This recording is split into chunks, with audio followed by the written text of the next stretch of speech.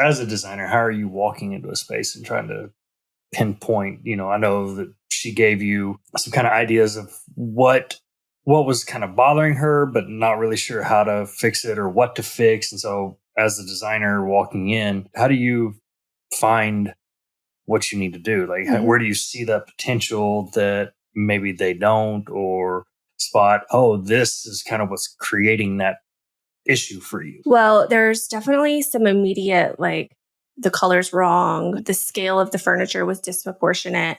So there were some standout design things that I could immediately correct.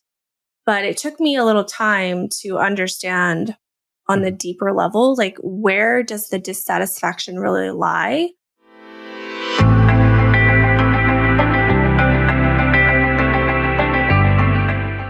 So today I want to talk to you specifically about how to think strategically and taking something that seemingly feels ordinary and transforming it into something extraordinary. I'm going to share with you a client project where her pain point was just really stemmed in the thought or idea of like, I don't like my space. I don't really know what I don't like about my space, but real pain or discomfort about the dissatisfaction with her home, and how I came in and partnered with her and implemented certain things within the design to really transform her ordinary space into something beautiful and extraordinary. Let's dive into this whole concept of extraordinary. When you hear the word extraordinary, you might think like, oh, that must be a very expensive project, or Elaborate.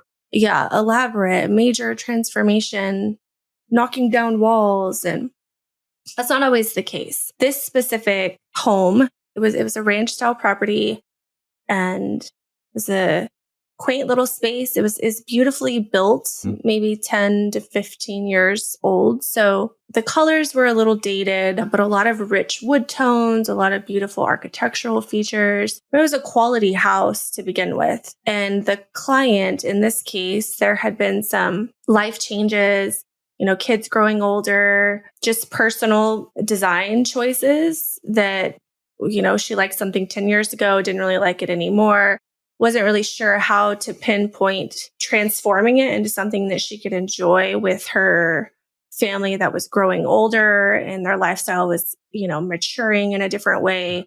And also something that felt more sophisticated, where they could entertain and just felt comfortable, felt where something where they would want to actually be and spend time together, and she would feel proud of to share with other people. So, as a designer, how are you walking into a space and trying to pinpoint, I know that she gave you some kind of ideas of what was kind of bothering her, but not really sure how to fix it or what to fix. And so as a designer walking in, how do you find what you need to do? Like, where do you see that potential that maybe they don't, or spot, oh, this is kind of what's creating that issue for you? Well, there's definitely some immediate, like the color's wrong, the scale of the furniture was disproportionate. So there were some standout design things that I could immediately correct. But it took me a little time to understand on the deeper level, like where does the dissatisfaction really lie? And how can I, yes, of course, make it beautiful, but strategically approach her project to help alleviate those emotional pain points that she's feeling, that feeling of discontent, that feeling of not feeling satisfied in her space, and, being able to relax and unwind and enjoy her growing children and things of that nature. So I have to get to know my clients. I want to understand their lifestyle, their family dynamic, and how they really spend time in the space currently. And then also, what do you actually want to do in this space? There's sometimes a disconnect, and that's what I can pinpoint as the bridge of dissatisfaction. It's not always just about the aesthetic. It's an actual experience that isn't resonating with them. It's not resonating with their lifestyle, and they sometimes don't understand why. And so I come in, I get to know them. I kind of study their life from afar, but enough to be able to help them identify, almost like a outsider looking in, of like, okay, I understand why you're feeling this way. And yeah, that helps me start to cultivate and craft an actual plan where we can take some real budget numbers and be able to apply them. It's not always we have to redo everything. And that was the case in this house. Mm-hmm. Kind of understanding like where it is now versus what they potentially see themselves doing with it and getting how to get from A to B. Right. Yeah. How to make it beautiful and comfortable, but also beyond beauty and comfort, it's very much how do they want to live in here? Mm-hmm. And how can I design this space to foster the way they want to live, to cultivate that space that actually equips them to be able to enjoy it the way they want to enjoy it. So, like I said, with this specific project, it had great structure and bones and beauty already. Beautiful hardwood floors, tall ceilings. It had some architectural details in the ceilings of the primary area that were really beautiful, just not the focal point of the room. Mm-hmm. So I already knew, okay, I want to highlight some of that beauty and kind of make it feel taller in here, make it a little more grand. It already had the architecture. It's just the design was lacking. It just wasn't highlighted properly, I guess, really. Yeah. So I recall my initial response. I mean, I tend to notice things that other people overlook just naturally as a designer. Like I can ignore, maybe a color on the wall and I can say, oh, wow, these floors are beautiful. I can see the quality in the floor.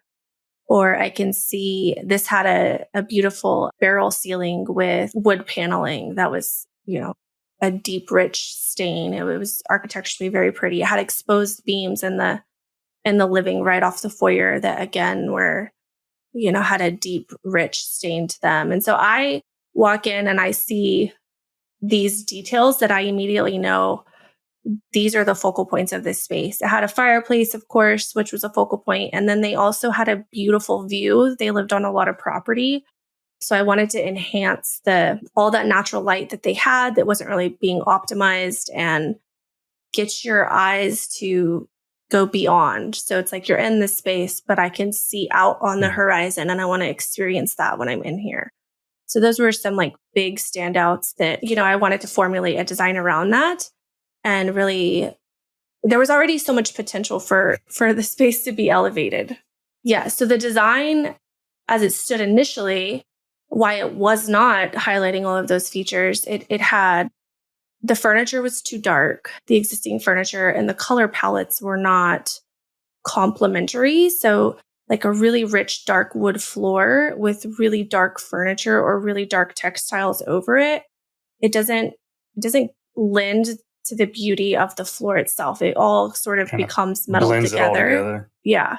And so your eye doesn't always know where to go and can just kind of get glossed over. And this specific living room, the scale and proportion of the furniture was off. It was a semi-open concept with the kitchen, the primary living, and then there was actually a bonus living kind of off the other side of the kitchen.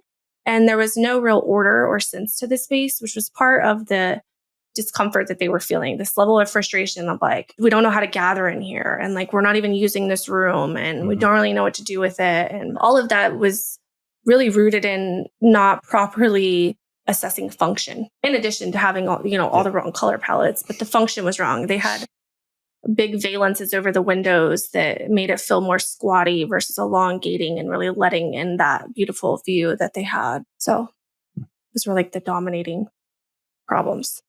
All right. So you've kind of given us, a lot of the backstory of what you see, how you've kind of diagnosed where, they weren't really necessarily understanding their space. But okay, so how did you go about, diving into it and bringing it up to what it could be? I mean, what was your process there? Yeah. So once I really started to understand the dynamic of the family and the lifestyle, it didn't take long to identify like, well, the function of this space is not lending to the lifestyle of the family. So I knew right away we have to redo all the furniture in here and intentionally design it to create different settings within the open concept floor plan.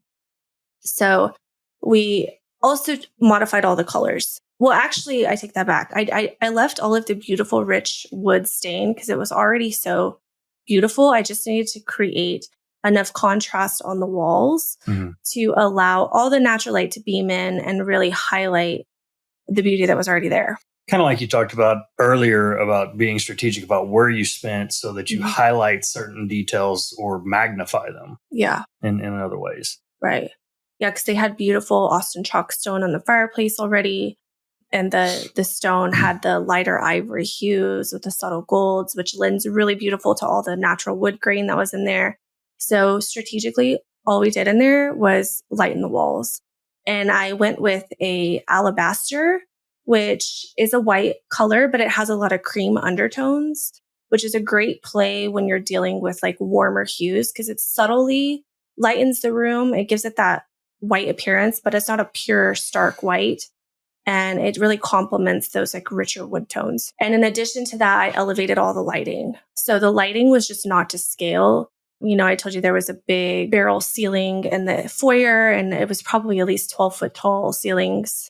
And so we had to really scale in proportion and elevate the light. We brought in some brass tones with lighter. So we had the brass mixed with like some off-white and more bulbs, more actual bulbs on the fixtures, radiating the light. So increasing the light up against all of those rich wood colors, just scaling it correctly. And then furniture was key.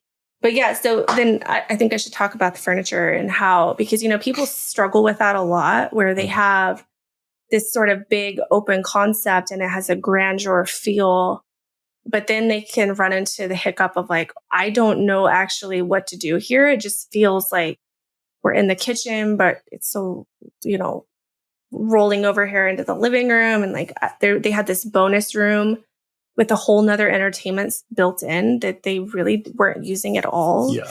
Didn't know what to do with it. So we really defined the space intentionally, creating sections within the openness with furniture, purely for the functionality of it and how they were actually living in the space. Let me walk you through how after we lightened the walls, I knew I wanted to lighten the walls and emphasize, you know, all this beautiful, rich wood tone. So it was great material, by the way. I mean, it was just like beautiful details.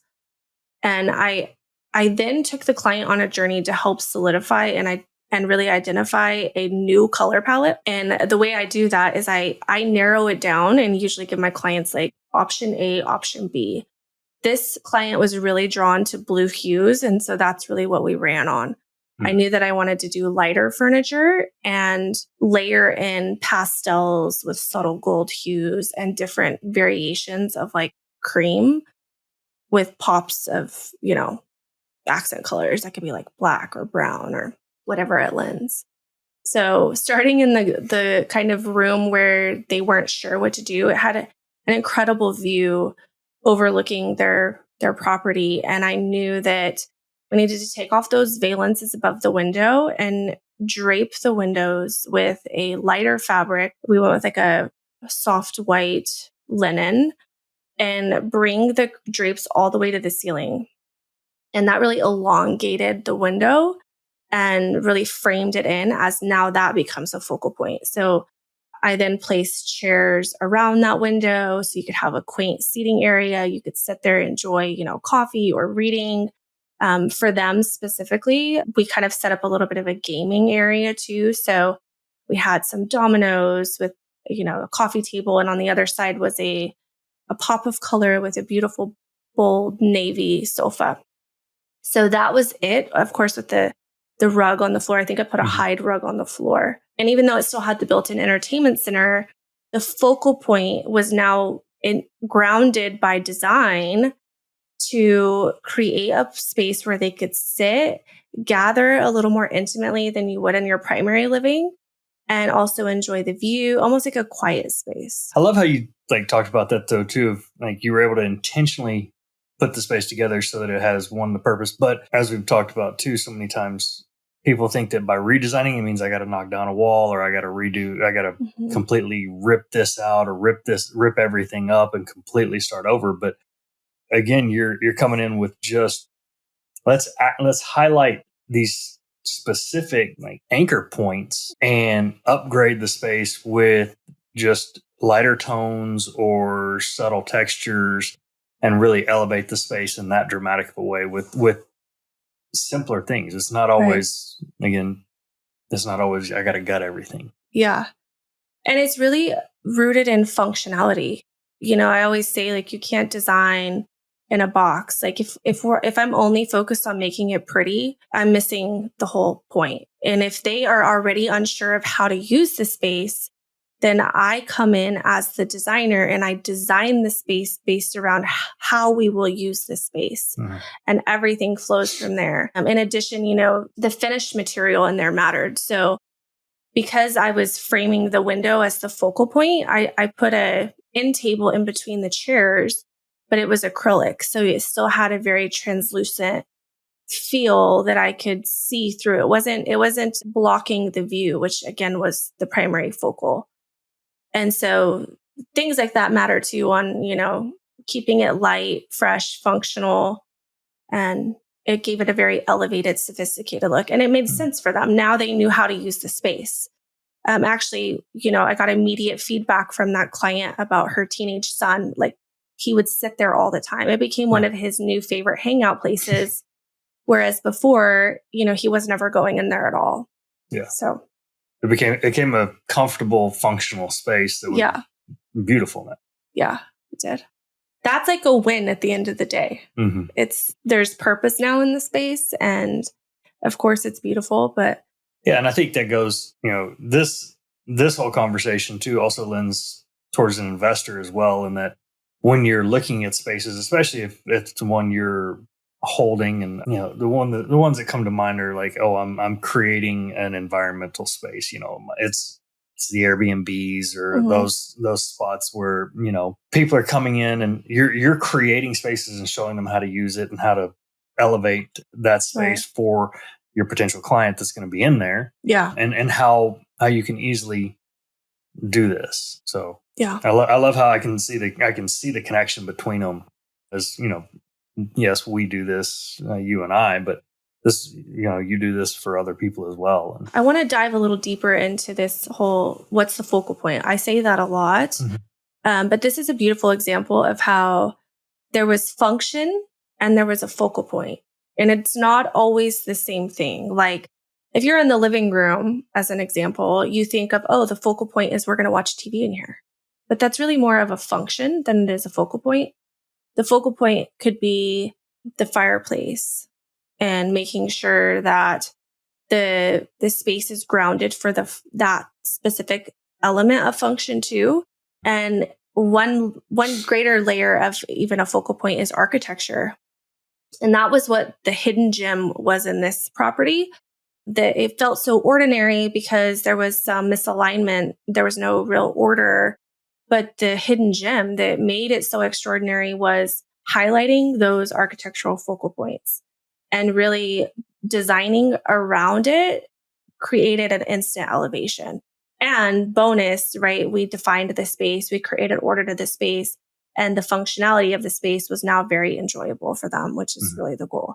But we highlighted, the foyer, the focal point was the beautiful architectural detail in the ceiling, the grandeur feel of the foyer, your first impression when you walk in. So we had to scale the light and put enough lights to bring your eye up to this beautiful architectural detail that really felt ordinary at first, but it's very extraordinary and it feels very grand. So that's the budget to do that also didn't have to be budget. Right. I mean, it was simpler things of, adding a little bit of light and lightening some color to draw your eyes up instead of being down where you don't ever see these details. Yeah, that's a good point. I mean, in the foyer, the primary thing was scaling the light, lightening the walls. We put a different size rug on the floor to kind of ground the space. And there was a little bench with a little accent light on the other side. So there was simplicity, but still function. If you came into the house, you knew where you could set your purse down. You knew where you could put your coat or whatever you might have.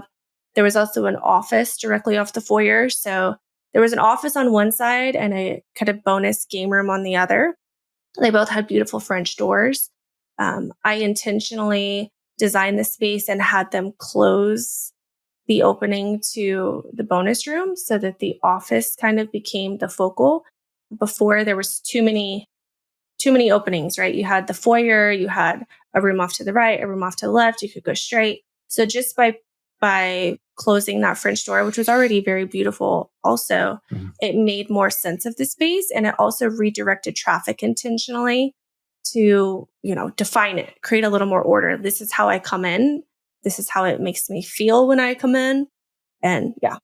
Yeah, it's kind of like just changing the highlighting by closing the door. I mean, right. for visual purpose, that door had a big glass window through it anyway, so you could still see into the bonus room, but it did force you more to notice the office and then into the living room, and draw your eye to some more detail. And with changes like this, and being able to define some of these spaces and show this kind of elevation, hypothetically, if this client, when they're ready to sell or so, how do you think changes like this and design implementation are going to affect the ability or valuation or feel of a home, and how people are going to experience it coming in? I mean, I know that they experience it differently already. I mean, I think of course, this project was much more beautiful than it was before, right? When I left, it was aesthetically very beautiful.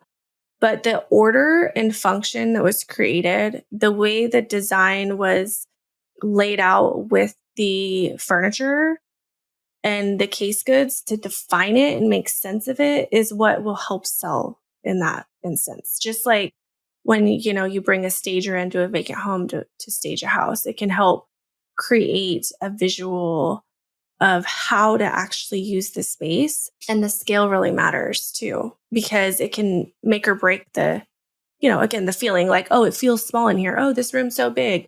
And those are the types of things that would catch people's eye. But for me, the lens of a designer, highlighting the architecture beauty and the craftsmanship, not all homes are built with quality craftsmanship. So when you have those details, that's like a focal driving point for design and sellability, because the people who will relate to that and desire that will immediately notice that. And I definitely think we did that in this house. Yeah, I know when I walked into it, like, just looking, I was like, wow, I noticed some of the details that I don't necessarily recall seeing the first time I had walked in, before you really kind of got a chance to go through it all.